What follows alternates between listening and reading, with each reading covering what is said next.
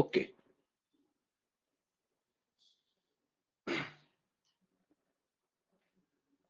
बघा, काल आपण 8वीचा इतिहास पाहिलेला आहे. आजचा जो इतिहास आहे तो आहे इयत्ता 9वीचा. आजचा हा विज्ञान आहे. 9वीचा विज्ञान आहे. तर याच्यामध्ये पूर्ण पुस्तकातील महत्वाचे मुद्दे या ठिकाणी देण्यात आलेले आहेत. ते PDF आम्ही शेअर केलेले आहे.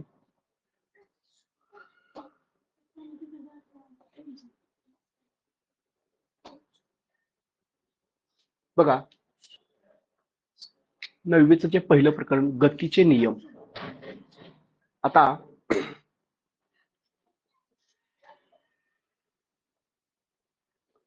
गती म्हटलं की आपणास प्रश्न अपेक्षित आहे असा हा भाग आहे. बघा, विस्थापन आणि अंतर. तर अंतर म्हणजे दोन बिंदूच्या दरम्यान गतिमान असताना वस्तूने प्रत्यक्ष केलेले मार्गक्रमण होय. तर विस्थापन म्हणजे गतिमानतेच्या आरंभ व अंतिम बिंदूतील सर्वात कमी अंतर होय. आता बघा, चाल कापलेले एकूण अंतर भागिले लागलेला एकूण कालावधी. तर एखाद्या वस्तूने एकक कालावधीत विशिष्ट दिशेने कापलेल्या अंतरास वेग अर्थात वेलोसिटी म्हणतात.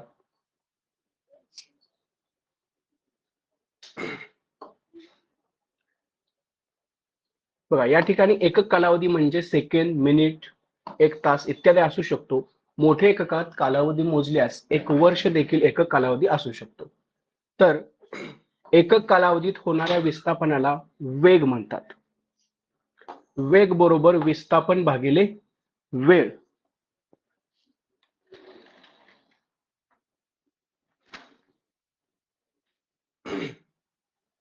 पुढे जाऊया. बघा, महत्वाचं आहे इथं, चाल आणि वेग यांची एकके सारखीच असतात. एक्झामला येऊ शकतं. ती SI पद्धतीत मीटर पर सेकंड व CGS पद्धतीत सेंटीमीटर पर सेकंड आहेत. हे दोन्ही पॉइंट लक्षात ठेवा.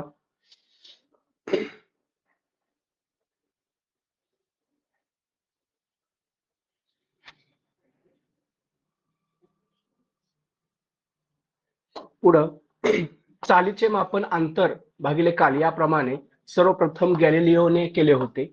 हवेतील ध्वनीची चाल 343.2 मीटर पर सेकंड तसेच प्रकाशाची चाल 3 गुणिले 10⁸ मीटर पर सेकंड इतकी आहे.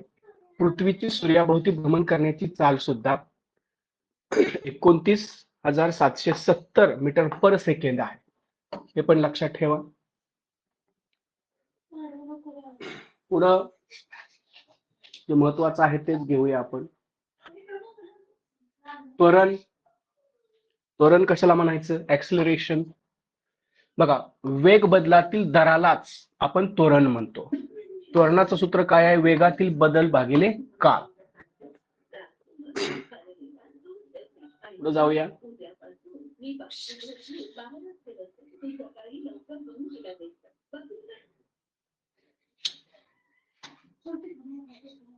न्यूटनचे गतिविषयक नियम हे तुम्हाला एक्झामला येत आहे. PDF दिसत आहे? आवाज येत आहे का सगळ्यांना? हॅलो, PDF दिसत आहे? आवाज येत आहे? हो सर.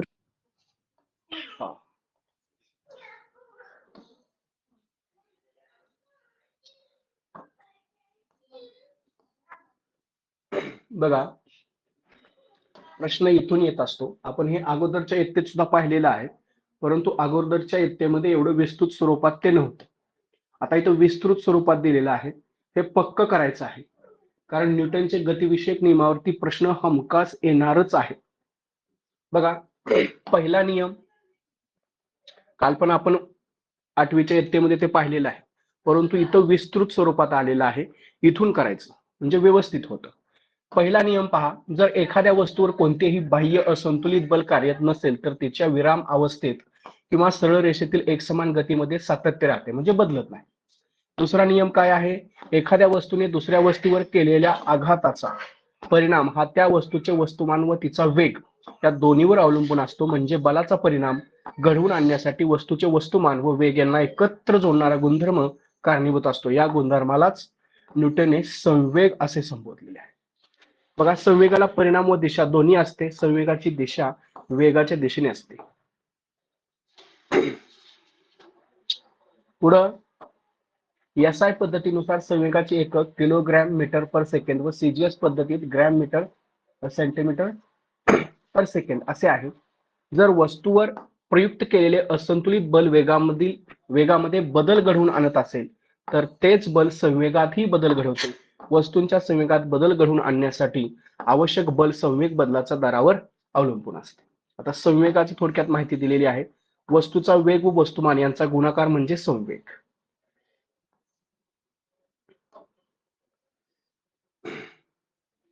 संवेग ही सदिश राशी आहे. ठीक आहे.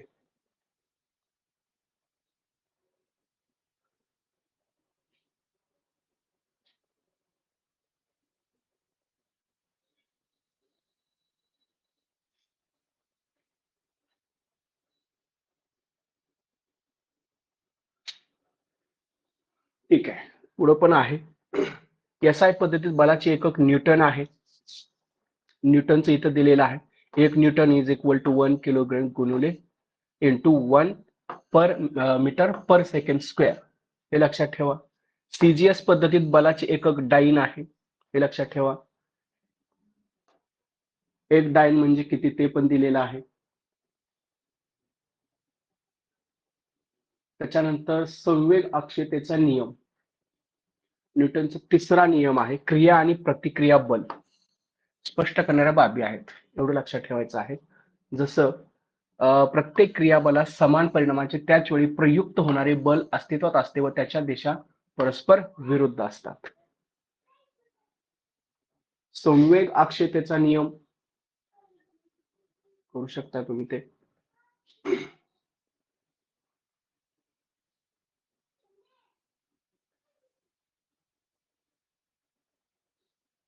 ठीक आहे. आता इथं पहा, जूल आणि अर्ग यामधील संबंध दिलेला आहे. 1 न्यूटन बरोबर 10⁵ डाईन व 1 मीटर बरोबर 10 सेंटीमीटर बरोबर 10⁻² सेंटीमीटर. तर हे लक्षात ठेवा. कार्य बरोबर बल गुणिले विस्थापन. 1 जूल म्हणजे 1 न्यूटन गुणिले 1 मीटर म्हणजेच 10⁷ डाईन सेंटीमीटर. 1 जूल बरोबर 10⁷ अर्ग. हे लक्षात ठेवा. इथून पण प्रश्न येतो.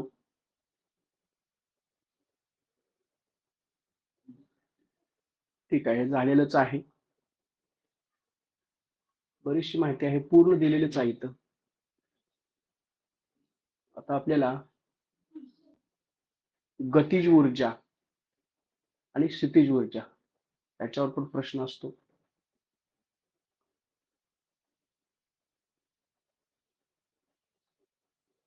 तर कायनेटिक एनर्जी आणि ते करा. त्याच्यानंतर महत्वाचं आपणास शक्ती आहे. बघा, शक्तीमध्ये काय आहे? कार्य करण्याच्या दरास शक्ती असे म्हणतात. शक्ती बरोबर कार्य भागिले काल. पॉवर इज इक्वल टू कार्य work and time upon time ते दिलेलं आहे. त्याच्यानंतर कार्याचे एसआय एकक जे म्हणजे जूल असून जे पर सेकंड असे आहे. यालाच वॅट असे देखील म्हणतात. 1 वॅट बरोबर 1 जूल भागिले सेकंड. एक अश्वशक्ती बरोबर 746 वॅट. हे लक्षात ठेवा.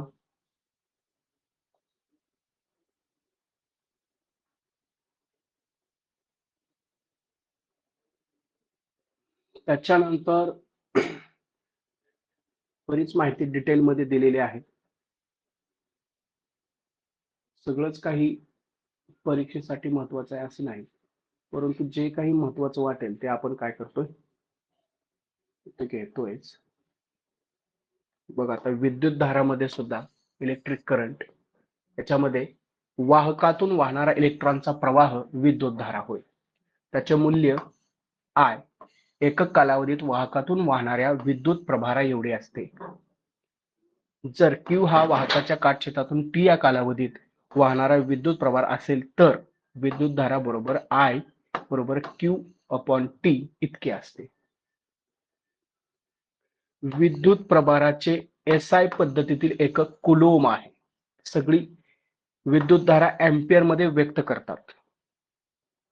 हे पण महत्वाचं आहे. एका इलेक्ट्रॉनवरील प्रभार 1 × 10⁻⁻⁰ कुलोम असतो. पुढं विद्युतधारा एकक अँपिअर आहे. विद्युतधारेचे एकक अँपिअर आहे, ते लक्षात ठेवा. सगळी एकक करा, 1 मार्क मिळेल. फ्री इलेक्ट्रॉन,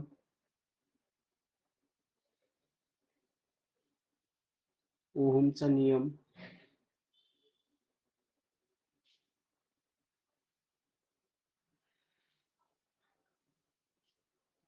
काही पदार्थाची रोधकता. ठीक आहे, तर काय दिलेलं आहे दिसत नाही का व्यवस्थित? ठीक आहे. एकक दिलेली आहेत तिथं.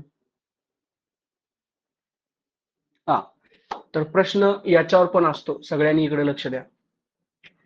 रोधाची जोडणी आणि परिणामी रोध. रोधाची जोडणी याच्यावरती प्रश्न असतो. त्याच्यामध्ये रोधाची एकसर जोडणी, रेजिस्टर्स इन सेरीज. तर परिपथामध्ये R1, R2, R3 हे 3 रोध प्रत्येकाची टोके एकास एक जोडली जातील असे जोडले आहे. रोधांच्या अशा जोडणीला एकसर जोडणी म्हणतात. इथंच दिलेलं आहे R1, R2, R3. बघा, हे लक्षात घ्या. जर दिलेले रोध एकसर जोडणीत असतील तर कधी प्रत्येक रोधातून समान विद्युतधारा वाहते. लक्षात ठेवायचं. एकसर जोडणी रोधाची असेल तर त्याची वैशिष्ट्ये काय आहेत? प्रत्येक रोधातून समान विद्युतधारा वाहते. रोधांच्या एकसर जोडणीचा परिणाम रोध जोडणीतील सर्व रोधांच्या बेरजेत का असतो?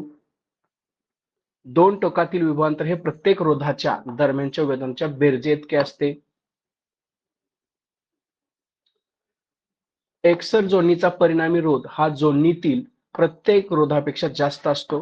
ही जोडणी परिपथातील रोध वाढवण्यासाठी वापरतात. आणि महत्वाचं, एकसर जोडणीमध्ये एकापुढे एक अशी जोडणी असते. त्यातील एक घटक जरी काम करत नसेल तर परिपथ खंडित होतो व विद्युतधारा वाहत नाही. जर दोन बल्ब एकसर जोडणीत जोडलेले तर एकटे लावले असताना पेक्षा कमी प्रकाश देतात. जर 3 बल्ब एकसर पद्धतीने जोडले तर ते आणखी कमी प्रखरतेने प्रकाशित होतात.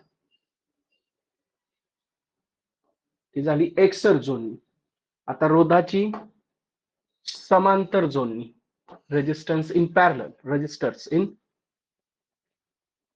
बघा, R1, R2, R3 तिन्ही रोधांची जोडणी दोन्ही बाजूची टोके त्या बाजूस एकत्र जोडून केल्यास त्या जोडणीला समांतर जोडणी म्हणतात.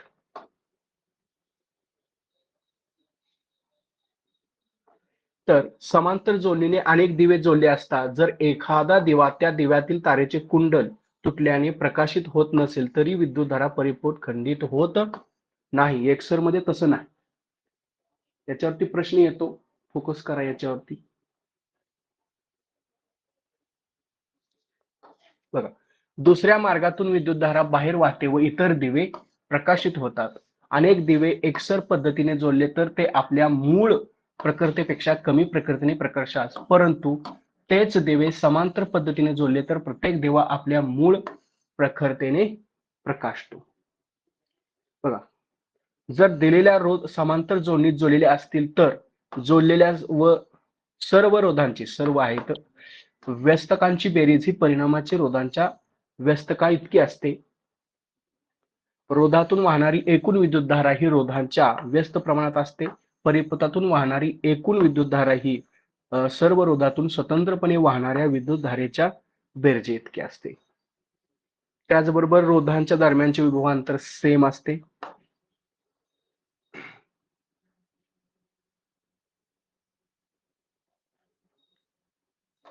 हे पण महत्वाचं आहे. ही जोडणी परिपथातील रोध कमी करण्यासाठी वापरतात. बघा, घरगुती विद्युत जोडणी. आपल्या घरातील विद्युत धारा वीज ही मुख्य विद्युत वाहक तारेतून जमिनीखालून तारांद्वारे किंवा विद्युत खांबावरील तारांमधून आणली जाते. त्यापैकी एक तार वीजयुक्त लाट